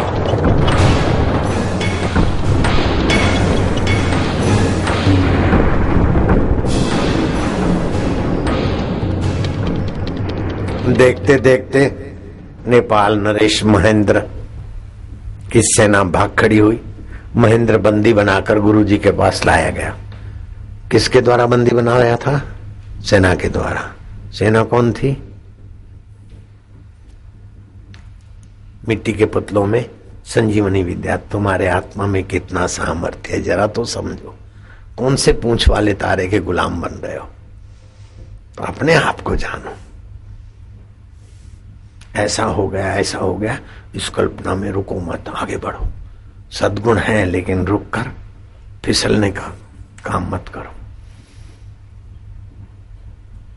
महेंद्र, तुम्हारे को कोई संतान नहीं, वसंती को अपना संतान मानकर उसका राज्य अभिषेक करो, या तो मृत्यु को स्वीकार करो। नहीं, गुरुजी जो आ गया। वसंती राजा बने, महेंद्र मंत्री बने। और फिर महेंद्र और वो पुतलों की सेना से जो संतति हुई, गोरखनाथ के कृपा से वो पुतले जीवित हुए। गोरखा संप्रदाय चला। गोरखा नेपाल के गोरखा थोड़े ठिंगने। तुम्हारे आत्मा में एक ऐसा सामर्थ्य है। ब्रह्मा जी ने सृष्टि बनाई तो गोरखनाथ ने भी तो बनाई। ऐसा तुम सृष्टि बनाने का सामर्थ्य तुम्हारे साथ है। तुच्छ संकल्पों से बचो, पवित्र संकल्प में दृढ़ रहो, फिर नीच संकल्प में लंबा समय गुजारो। पुजवाने में और भक्तों के चक्कर में मत आओ जब तक पूर्ण गुरु नहीं मिलते। और पूर्ण गुरु नहीं कहता कि चलो सत्संग करो, तब तक फंसो मत माया से। सेठ सेठानी भक्तानी मंजू घोषा तुम्हें नोच लेगी, और नोचे गए हो। किसी को मंजू घोषा मिली तो तुमको कोई मिली और आप फिसल जाते हो। बचो। साधुओं के हृदय आप्त वचन भी प्रमाणभूत होते। आप्त हृदय का थर्मामीटर भी बड़ा पावरफुल होता है। मेरे गुरुजी कोई आता, तुम ऐसा ऐसा कर, बोले मेरे सिवाय कोई नहीं जानता। अरे तो तुम जो किया वो तुम तो जानते हो ना, तो तुम्हारे आत्मा से मैं तादाद में करके तुम्हारी ये हिस्ट्री बता देता हूं।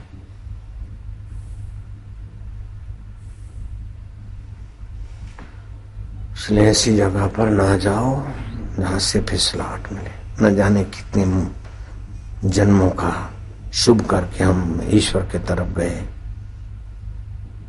तो अब ईश्वर से एकाकार होना, तो विश्रांति से शक्ति सामर्थ्य आता है। तो जो कल नहीं आ पाए थे, परसों नहीं आ पाए थे, उनको भी दुष्ट संकल्पों को भगाने की कला, शुभ संकल्पों में दृढ़, और फिर दृढ़ तो रहे, लेकिन फिर क्या करना है? निसंकल्प, अर्थात शुभ संकल्पों का अभिमान गल जाए तो निसंकल्प हो जाओगे।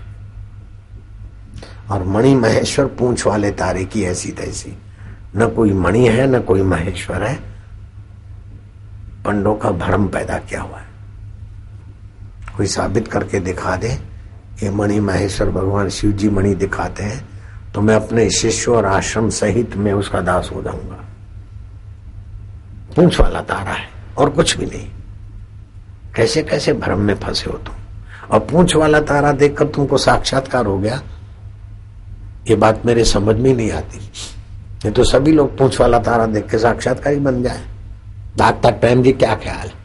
बड़े पीर की दुआ से, अरे बेटा होना था, बड़े पीर के पास गए, बेटा हो गया। कौवे का बैठना फल का गिरना, कौवे साहब ने फल गिरा दिया, अरे उसको पता ही नहीं। बड़े पीर ने ये कर दिया, मेरा सुलेमान पास हो गया। बड़े पीर पे मन्नत मानी थी, चादर चढ़ाने आए, तो जो मन्नत मानते वही पास होते, दूसरे छोरे पास नहीं होते क्या? तो होता रहता है। श्रद्धा तो होनी चाहिए, लेकिन श्रद्धा के साथ तत्परता, इंद्रिय संयम, अनुसंधान होना चाहिए। कुछ हो गया बस मान लिया, मानने से काम नहीं चलता है।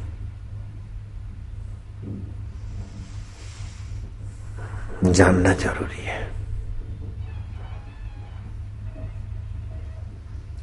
वो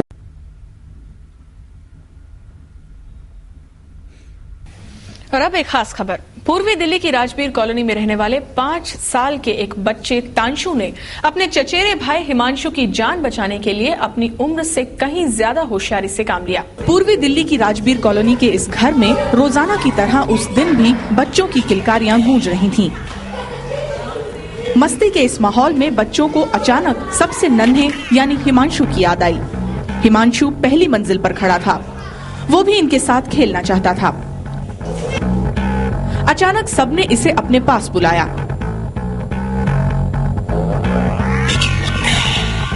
तीन साल का हिमांशु खेल में जल्दी शामिल होने की कोशिश में धड़ाम से नीचे कूद गया।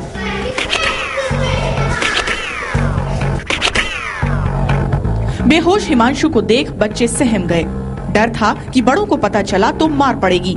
उस पर हिमांशु की हालत से ये सब घबरा गए थे। किसी को समझ नहीं आया कि क्या करें। अचानक प्रिया और तन्वी को ख्याल आया कि हिमांशु को अस्पताल पहुंचाया जाए, लेकिन समस्या थी कैसे। तभी तनिष्क ने पहल की। फटाफट हिमांशु को वैन में डाला गया।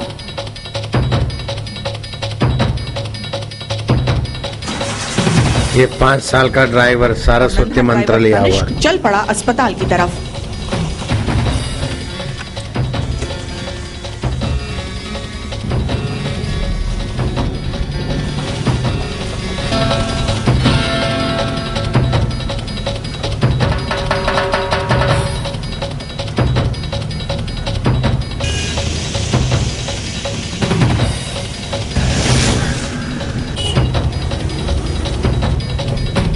दिल्ली की उन जोखिम भरी सड़कों पर जिन पर चलने में मंझे मंझाए ड्राइवरों के भी छिक्के छूट जाते हैं।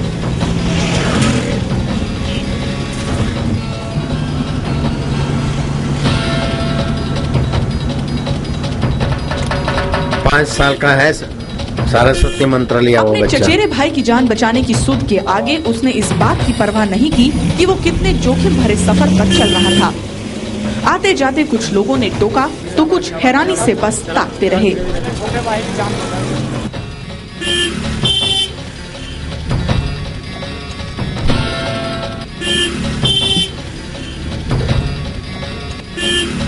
मंजिल आ गई, गाड़ी पहुंची अस्पताल।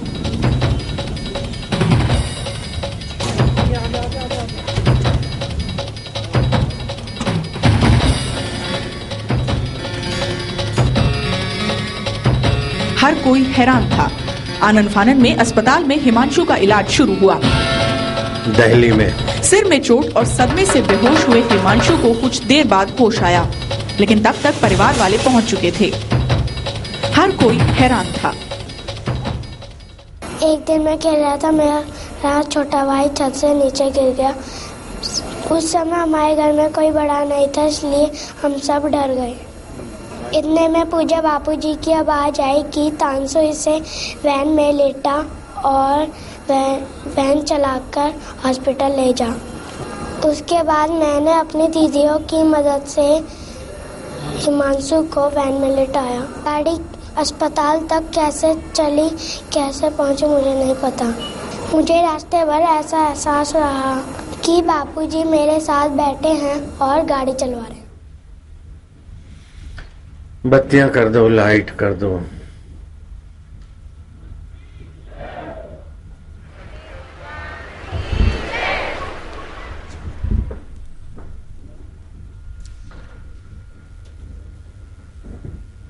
बच्चे बाल संस्कार में आते हैं, उनकी प्रतिभा जागृत होती है और सारस्वती मंत्र जपने से गुरु की आत्मा से एकाकार होते हैं।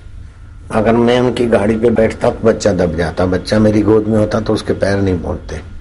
तो ये स्थूल जगत नहीं है, आदि देविक जगत की रहस्यमयी बातें हैं। इसको समझना है तो बुद्धि को विलक्षण लक्षणों से संपन्न करो। इस पुस्तक में एक मंत्र है, 21 बार जप करके दूध में देखो, वो दूध पीने वाले की बुद्धि भी बढ़ेगी, बल भी बढ़ेगा और पूरे कुटुंब को ये पुस्तक तन से तंदुरुस्त, मन से मजबूत, बुद्धि में दिव्यता देगी। लोक कल्याण सेतु, सर्वधर्म समान, और 3-4 पुस्तक ऐसे करके सेवादारी ले आएगा। 10 रुपए में ये 3-4 पुस्तक मिलेगी और 20 गोलियों का छोटा सा पैकेट भी होगा। 1 आध गोली शाम को चूस लोगे तो दिन भर का खाया हुआ टॉनिक बन जाएगा। मेरा शरीर तंदुरुस्त है, मैं वो गोली चूस लेता हूँ। जो कल नहीं आए थे उनके लिए सेवादारी झोला पुस्तक के लेके चलेंगे। अगर 20 रुपया देते तो 40 गोलियां टॉनिक की, 3-4 पुस्तक और 4 कैलेंडर मिलेंगे। अगर ये तुम्हारे पास पुस्तकें पहले से हैं तो खाली 4 कैलेंडर और 20 गोलियां 10 रुपये में। वैसे तो फ्री भी बांटे, लेकिन झपाझपी हो जाती है और अव्यवस्था होती है। नहीं, तत्विद्धि प्रणिपाते न परिप्रश्ने न सेवया उपदेशन्ति ते ज्ञानम ज्ञानिना तत्वदर्शन। कृष्ण साथ में है, अर्जुन का दुख नहीं गया तो पूंछ वाला तारा कम वक्त क्या कर लेगा। समझो, मान ले शिव जी ने मणि भी दिखा दी तो क्या हो जाएगा। शिव जी साथ में है तो भी भूत पिशाच डाकिनी शाकिनियों का अज्ञान नहीं गया, पार्वती को उठा के ले गए और पुलाव बना दिया पार्वती का। ऐसा भी होता है शिवलोक में। इसलिए वहम में न पड़ो और बुद्धिमान बनो। जितने बुद्धिमान हो उससे और आगे बढ़ो। चरे वेती आगे बढ़ो, आगे बढ़ो। सितारों से जहां कुछ और भी है, इश्क के इम्तिहान कुछ और भी है। जो खड़े लोग हैं जल्दी बैठ जाओ। झोला पुस्तक वाले जल्दी सेवा में सफल हो जाओ और मैं रेलगाड़ी चलाकर तुम्हारी खबर लेने आखिरी तक आता हूं। क्या समझते हो तुम? जीत गया 25 लाख, कोई बड़ी बात नहीं। सोने की लंका भी बना ली, आत्म साक्षात्कार के बिना सब धूलदानी। सोने का हिरणपुर भी मिल गया, लेकिन अपने आप को नहीं जाना तो क्या जाना। और पूंछ वाले तारे को साक्षात्कार कराने वाला माना तो आपकी लीला पर हमें हंसी आती। क्या ख्याल है? एक भूला दूजा भूला, भूला सब संसार, विण भूला एक गोरखा जिसको गुरु का आधार। तत्ववेता गुरु के सानिध्य के बिना अविद्या पूरी तरह से नहीं जाती। अष्टापादक आवरण होता है, अभानापादक आवरण होता है। इसलिए इसमें बड़ी सूक्ष्मता चाहिए। वो अजपा जाप चल रहा है, अमलानंद बैठे सोहम सोहम सोहम। वो बेल वाले बाबा जी, एकांत वाले धुनी वाले बाबा जी भी आए। अमलानंद देखो आगे, इधर आके बैठो, आओ बाबा के साथ जूने जूने मिलो आपस में।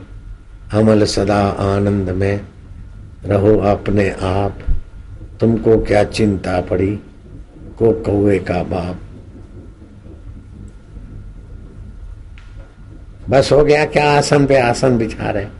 ये तो बाबा जी के दर्शन करने जाते हैं अमलानंद, एक दूसरे को जानते हैं। रटा रटी यही ना, लेकिन सत्संग में रुचि है अमलानंद की।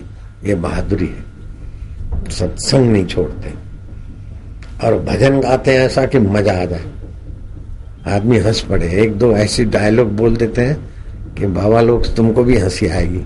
अमल सदा आनंद में, इनका नाम अमलानंद है। रहो आपने आप, तुमको क्या चिंता पड़ी को कौवे। बस अब आगे मैं नहीं बोलूंगा, वो इनका पेटेंट है। ये बेल वाले बाबा को, धुनी वाले, हांडी वाले बाबा को सुना दो, तुमको क्या चिंता पड़ी। ये कोड वर्ड सुना दो इनको।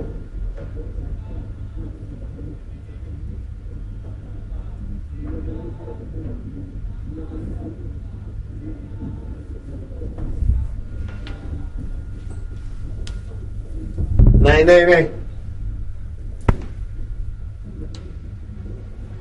जो तुम्हारा पेटेंट है ना,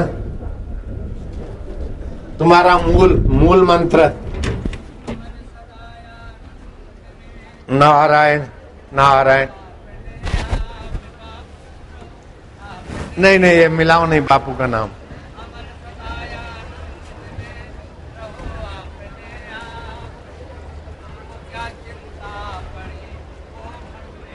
ये है इनका मंत्र, एकदम खुल्लम खुल्ला पकड़ छाई। देखा मोबाइल फोन से आंखों की जलन, कानों का दर्द, अनिद्रा और आने वाले 15 सालों में विज्ञानी बोलते हैं कि कईयों को ये रोग हो जाएगा कैंसर का। मोबाइल फोन का उपयोग करने से शुक्राणुओं की कमी, नपुंसकता का रोग, सिर दर्द का रोगों का अब बाजार बढ़ गया। तो मोबाइल फोन से होने वाली हानियों को टक्कर मारने वाला राग साहनी, राग वसंती और खोजा गया है राग पहाड़ी। और पहाड़ी राग में सुरेश ने पहाड़ी राग को नित्य नवीन रंग देकर फिर से सुने। सिगरेट बाज भी सुने, पिक्चर बाज भी सुने, एकांत बाज भी सुने तो वापिस का राग पहाड़ी जीत गया। कितने लाख जीत गया, वापिस को वापिस राग पहाड़ी। और जगह तो रहमत की बस बात होती है, की बस बात होती है। मेरे जोगी के दर रहमत की बरसात होती है, मेरे जोगी के दर रहमत की बरसात होती है।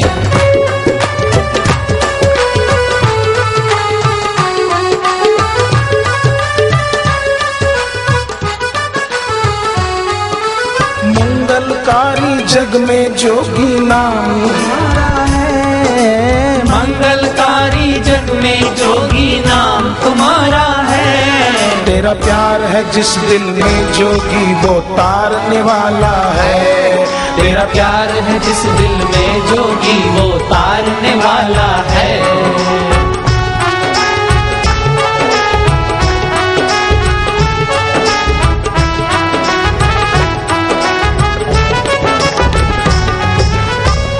जोगी की नजरों से देखो सदा है प्यार छलकता, जोगी की नजरों से देखो सदा है प्यार छलकता।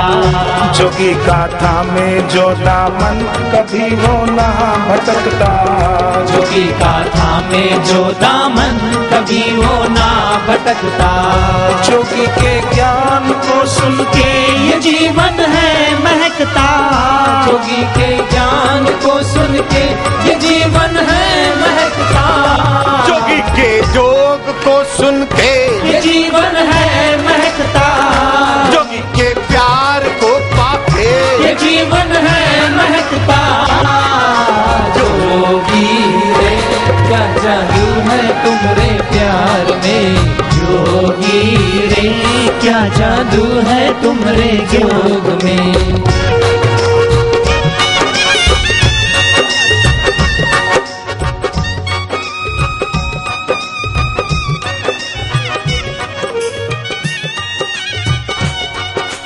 बिन मांगे सब मिल जाता जोगी की शरण में आके, बिन मांगे सब मिल जाता जोगी की शरण में आके। सारे मनोरथ पूर्ण होते इनमें प्रीति बढ़ा के, सारे मनोरथ पूर्ण होते इनमें प्रीति बढ़ा के। हाय हाय जोगी रे क्या जादू है तुम्हारे प्यार में, जोगी रे क्या जादू है तुम्हारे जोग में।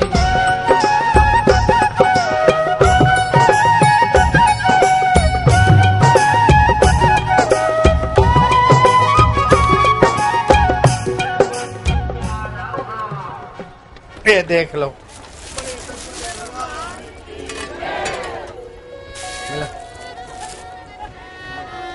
तुम मेरी हिम्मत, तुम मेरी ताकत, तुम मेरी हिम्मत, तुम मेरी ताकत। तुमसे डरती हर आफत, तुमसे डरती हर आफत। बिगड़ी तू सब की बनाए ओ जोगी, बिगड़ी तू सब की बनाए मेरे जोगी। जोगी रे क्या जादू है तुम्हारे प्यार में, जोगी रे क्या जादू है तुम्हारे जोग में।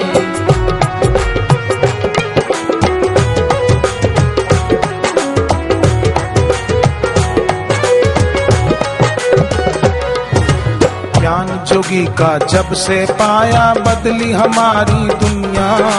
ज्ञान जोगी का जब से पाया बदली हमारी दुनिया।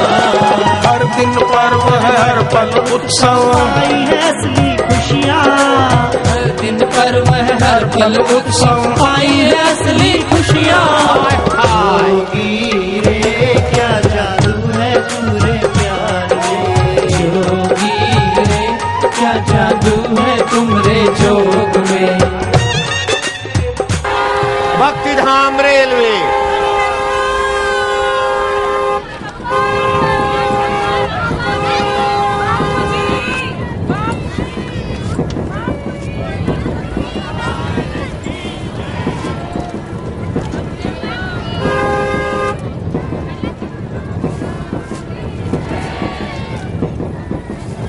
रेलवे भक्ति धाम,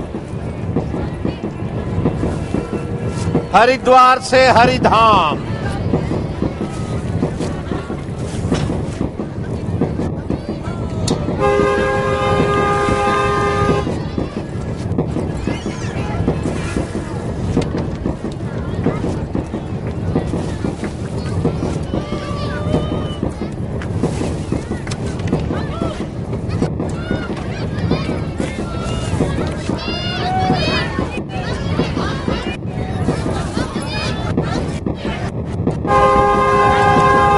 हम आए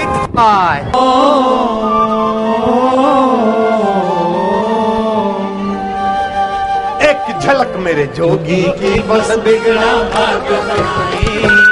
एक झलक मेरे जोगी की बस बिगड़ा भाग्य बनाए। कितनी बड़ी हो चाहे मुसीबत यहाँ न टिकने पाए। कितनी बड़ी हो चाहे मुसीबत यहाँ न टिकने पाए। जोगी रे क्या जादू है तुमरे प्यार में। जोगी रे क्या जादू है तुमरे जोग में।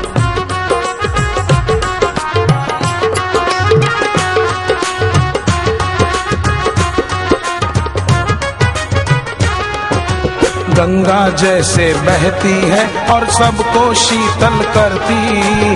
गंगा जैसे बहती है और सबको शीतल करती। कभी न रुकती सबकी झोलियां भरती। जोगी की कृपा कभी न रुकती सबकी झोलियां भरती। हाय हाय जोगी रे क्या जादू है तुम्हारे प्यार में। जोगी रे क्या जादू है तुमरे जोग में।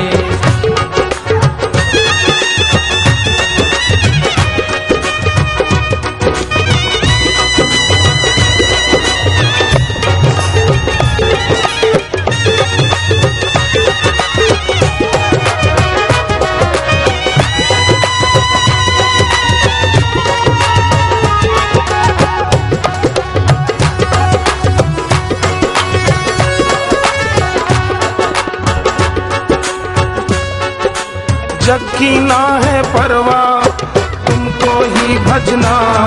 ओ जग की ना है परवाह तुमको ही भजना। तेरे ज्ञान से जोगी अब तो हमको है सजना। तेरे ज्ञान से जोगी अब तो हमको है सजना।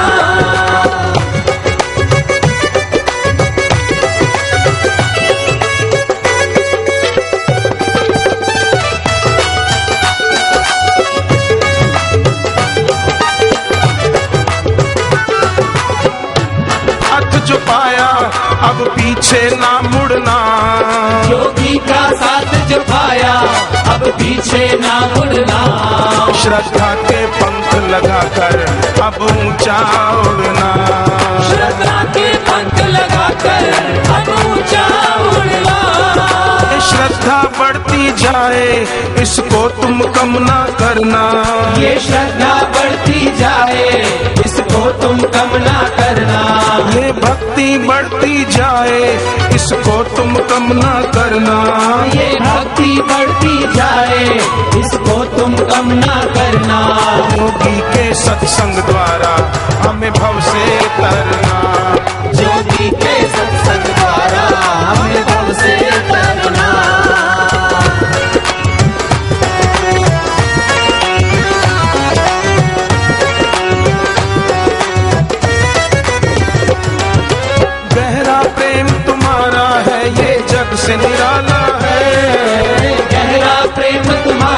है, ये जग से निराला है। आ जाए तेरे दर पे वो तो किस्मत वाला है।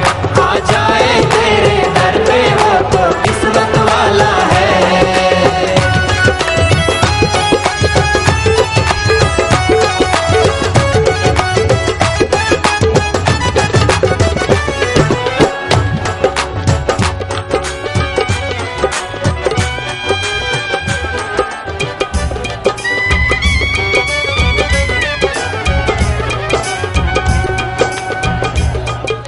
सुनो,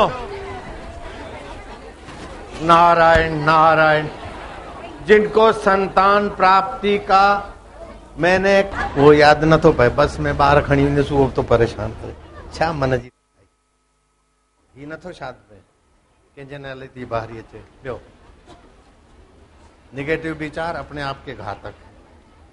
हमेशा सकारात्मक विचार करने चाहिए। जिन विचारों से दुख पैदा होता है उन विचारों को उखाड़ के फेंक दो। जिस विचारों से सुख पैदा होता है उनमें चिपको नहीं। ये सुख और दुख दोनों लोफर है। तुम भगवान के भगवान तुम्हारे, ये साधना। और आखिरी बात तो फिर गुरु की कुंजी से पता चलता है।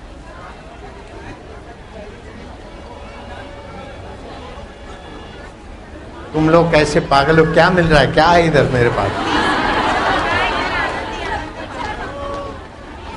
चालाकी होशियारी से पूजवाना अलग बात है, और भगवान में एकाकार होकर पूजनीय बन जाना ये महापुरुषों का काम है। जो मनमुख होता है वो धीरे धीरे ठुस हो जाता है, लेकिन जो गुरुमुख होते हैं धीरे धीरे ब्रह्म हो जाते। मन में जो आए वो तो कुत्ता भी कर लेता, पतंगिया भी कर लेता, क्या बड़ी बात। अपने मन को जो अच्छा लगे वो अल्पमति के मूर्ख बच्चे भी करते रहते। तुमने क्या बहादुरी की। जो वास्तविक में अच्छा है उस तक टिकने के लिए गुरु कृपा ही केवलम शिष्यस्य परम मंगल। चमचे क्या मंगल करेंगे? चमचे तो खोखला बना के छोड़ देंगे। कई हो गए। अभी 8-10 दिन पहले देहरादून से महामंडलेश्वर आ रहे थे, रास्ते में प्रेत थे। मंडलेश्वर उसके चेले को ले गए, एक्सीडेंट। फिर 2-4 दिन के बाद दूसरा एक्सीडेंट, 4 लोग गए। ये दुर्घटनाएं होती रहती है। हरिद्वार देहरादून के सड़क पे कई लोग चले जाते। आप में अपना तब बल होना चाहिए। कार में एक्सीडेंट हुआ चले गए, और हेलीकॉप्टर के पर खच्चे उड़ गए और क्यों के क्यों। ये गुरु कृपा का महत्व समझो। मनमुख होके धीरे धीरे ठूस हो जाओगे। समझने वाले अच्छे पे समझे में कि ना लो वठा अच्छे तो ना। नारायण हरि हरि।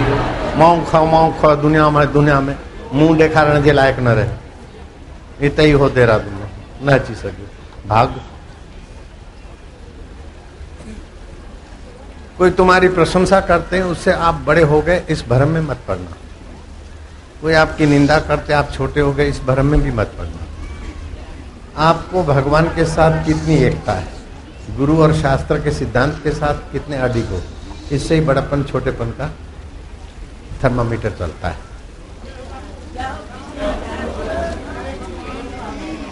तकदीर न कैसा डोह करे शल केर गुरुन खां थे न परे।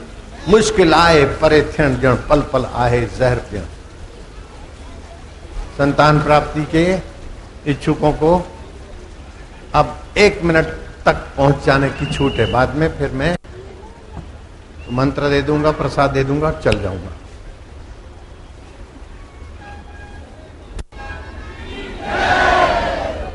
चुप रहो, तुम्हारे बाप की जय। चुप रहो, शोर मचा रखा।